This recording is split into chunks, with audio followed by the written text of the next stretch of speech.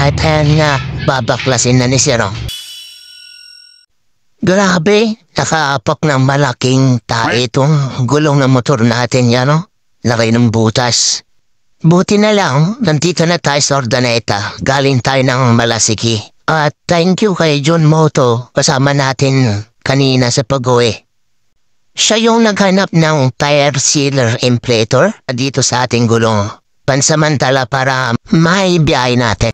At siyempre, papalitan na rin natin kasi medyo manipis na ang gulong. Ayan, medyo nabombaan naman konti. Medyo tumigas yung gulong sa likod. At thank you kay Ma'am Clara na to the rescue naman sa atin. At siya yung naghanap kung saan tayo makakabili ng gulong. At meron kami nadahanan dito na vulcanizing shop. Ipapahangin natin konti para may biyahe natin sa paggawaan ng gulong. Shout out sa'yo, kuya. At nabombaan na. Sabi pa ni kuya, wag na yung bayaran. Siyempre negosyo yan. Dapat bayaran. So, okay na. Pwede nang by travel.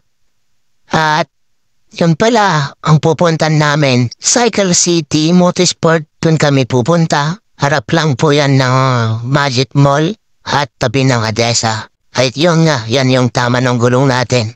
You know, shout out kay Idol John Moto. Yan. Tumatawa siya kasi medyo mahal yung gulong. You know, shout out kay Sir. Siya po yung gagawa na magpapalit ng gulong natin. You know, yun yung logo ng Cycle City Motorsport. Di ko lang kabisado kung saan nitong papasok na to. Basta harap po ng Magic Mall yan, tabi ng Adesa. So yung papalit pala natin na gulong ay Angel GT. Angel GT. Angel GT. Maganda rin yun, boss. Dual compound po yan. Then all weather po siya. Wow. Okay. All weather, rain or shine. Rain or shine. Takman o maputing. Ayun o. At ito na nga yung gulong na ipapalit natin. So ang price nito ay 15K. May discount na po yun. Salamat po sa discount na binigay nyo. Brand pala nito ay Angel GT Pirelli po. Size 180/55 by 17 po yung size. At ayan nga, babaklasin na ni Sirong. Maning-mani lang daw to, mabilis lang daw niya ang baklasin. At ayan na yung luma nating gulong. Kakalasin na para ipalit na yung bago. At ayun o, lalagyan ng pampanulas. Ikaw naman yung magaspang. Di yun to pasok. Mas masarap yung madulas, di ba sir? At ayun na. Ikakabit na yung bago nating gulong, ayun o.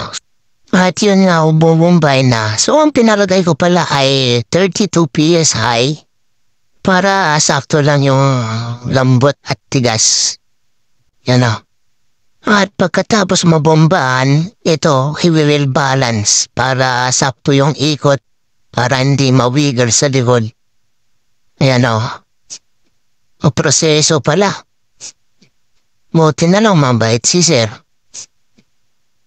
At mabilis kumawa. At yun, okay na, ibinabalik na. Wag mo nang isipin yung alaga ng gulong. Isipin mo yung safety mo. Kasi alam mo na, nakabig bike ka, tapos pudpud pa yung gulong mo. Baka mas malaking gastos yun pag nadisgrasya ka. Ito, kampante ka na. Bago na yung sapatos ng motor mo, kahit long distance ulit, wala ka nang iniisipin na aberya kaysa yung pudpud ang gulong. Maintindihan sina pag pumutok, madisgrasya, mas malaking gastos. Di bali na yung 15K ng gulong, basta isipin mo, yung safety ka. At thank you Cycle City Motorsport sa binigay niyong discount sa amin. At syempre salamat kay ma'am at sir na nag-assist sa amin dito. Ride safe always and God bless us all.